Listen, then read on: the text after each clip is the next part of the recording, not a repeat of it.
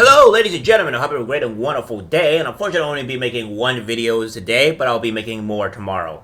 I'm hoping to make at least 5 tomorrow because there's a bit of stuff that I want to go over. And I'm still trying to decide on what I want to do for, I guess you could say, for the end of this month. Because I do want to make a stream for the end of this month, and the next month do a dual stream on Rumble and YouTube. So, that being said, hope I can get that started up. Now, it seems that a certain celebrity, an actor, if you will, seems to, what's the word? Oh yeah, been indicted for manslaughter. Yes, that's right. We have covered this guy before. He decided to, ruthlessly end somebody's life, and, you know, that needs to take accountability. So we have this. Alec Baldwin indicted on manslaughter charge in Rust shooting. Alec Baldwin has been indicted on charges of involuntary manslaughter, as prosecutors once again seek to hold the actor accountable for the on-set death of stenographer Helena Hutchins. Baldwin, 65, was initially charged in this case in January 2023, but the charges were dropped 3 months later after Baldwin's defense team raised questions about whether his Colt .45 was functioning properly when it fired. Hutchins was preparing to film a scene with Baldwin at a ranch near Santa Fe, New Mexico in October 2021 when the gun went off. Baldwin was maintained that he did not pull the trigger. If convicted, Baldwin faces up to 18 months in prison. We look forward to our day in court, and said Baldwin's attorneys, Luke Nikas and Alex Spiro, in a statement on Friday. Two prosecutors, Carrie Morrissey and Jason Lewis, sent the gun for further forensic testing last summer. Their experts, Lucian and Michael Hagg, reconstructed the gun, which had been broken during FBI testing, and concluded that it could only have been fired by a pull of the trigger. This fatal incident was the consequences of the hammer being manually retracted to its fully rearward and cocked position followed. At some point, by the pull or rearward repression of the trigger, the report concluded. Although Alec Baldwin repeatedly denies pulling the trigger, given the test findings and his opposition reported here, the trigger had to be pulled or depressed sufficiently to release the fully cocked or retracted hammer of the evidence revolver. Okay, yeah, see, here's the thing. It is in very rare circumstances that guns just go off by themselves. I have been around guns pretty much all my life.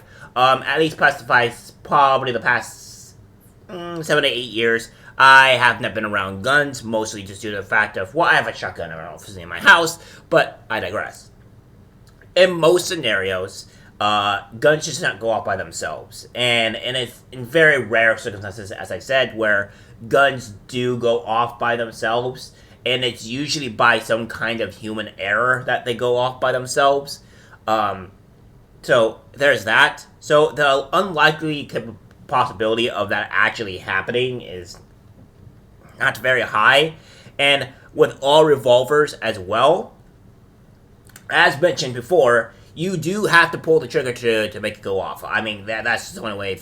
It's even harder for a revolver to go off, because if you don't pull back the actual pin, it doesn't really go off. It can't go off, in fact. So you would have to definitely pull the trigger for that to even remotely be the possible case. So obviously he's lying here, and we can't be too surprised by this.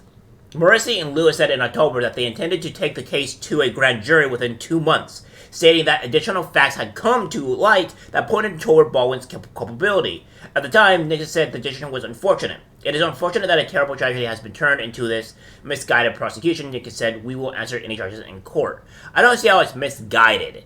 Obviously, he was the producer of his movie. And as always, and I would always say, people always going to come to defense, well, it's not really up to the person to really do it. They don't know about guns, etc., stuff like that.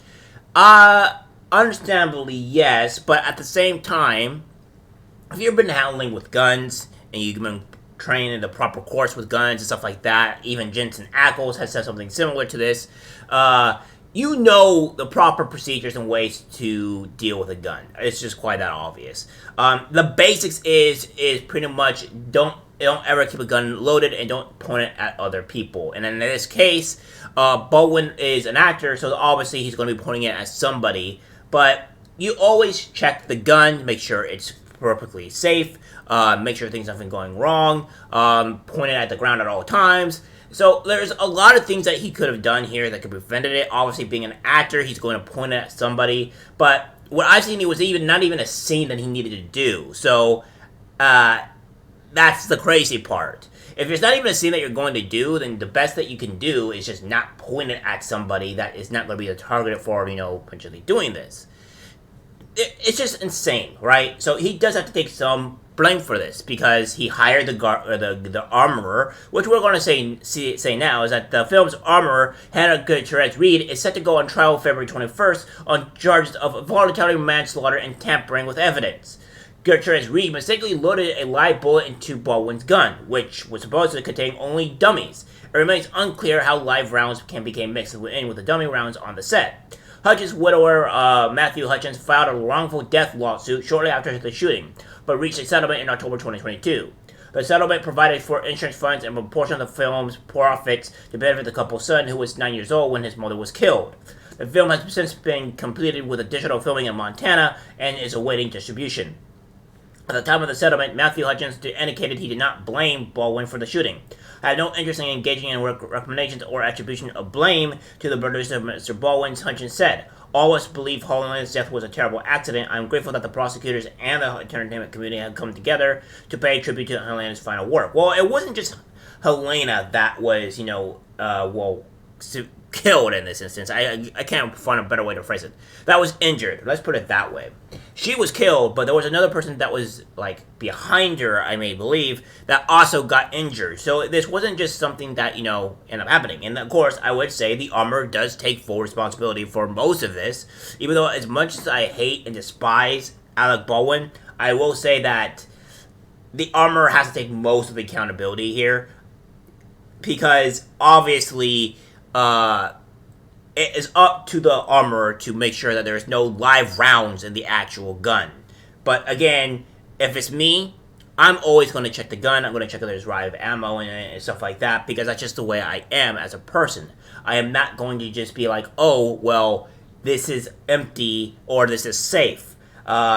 I don't like taking those necessary risks, especially with a gun, and you need to have this kind of information, especially if you're the producer, right? You need to have at least bare minimum knowledge when you're handling a firearm to avoid tragedy such as this. So it goes on to a few months later, however, when Baldwin was first charged with manslaughter, Hutchins' attorney said the charges were warranted. We support the charges, will fully cooperate with this prosecution, and fervently hope the justice system works to protect the public and hold accountable those who break the law, said the attorney, Brian Panish, in a statement at the time. The initial prosecutors, Mary Carmack Twice and Andrea Reeb, held Baldwin responsible not only for pulling the trigger, but also for a series of management lapses that led to relaxed safety standards on set. However, the New Mexico Division of the Commission of Safety and Health Administration concluded that Baldwin, though he was a producer on the film, was not in a position of management authority and was not culpable for the lack of oversight. I highly doubt that because, again, when you're the producer of the film, when you have pretty much the full range of everything, yeah, you have the ability to have to oversight things.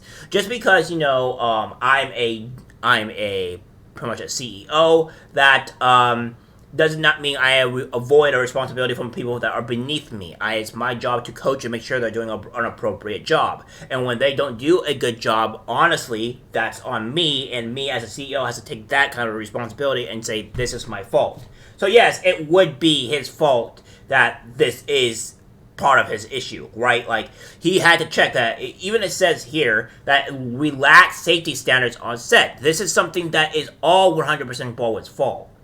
That you need to have more serious and strict standards and safety standards when it comes to weapons of any kind, because you do not want a tragedy happening such as this. Nice try to deflect from his actual accountability there. Nice going. The first assistant director, David Halls, pleaded no contest last March to a misdemeanor gun charge. He was given 6 months of unsupervised probation. And I may believe he would also be sentenced to jail for about 18 months. So hopefully. But will he get sent to prison? I don't know. Hollywood elites are very notorious for not ever being sent to prison. Especially even the Flash guy, where he was not really sent to prison either for all his nefarious and evil deeds. So my hope him being sent to prison is not high, but nonetheless, I still do hope that he does get sent to prison, because he kind of deserves it, and not only that, he's kind of an asshole, and a bit of a reality check and accountability would do him possibly wonders. Alright guys, that's it for the video. Like, subscribe, share. As always, take care, my friends. I'm disgusted by what I see in public. Even people closest to us can't be trusted. This is algorithmic disease, the social media.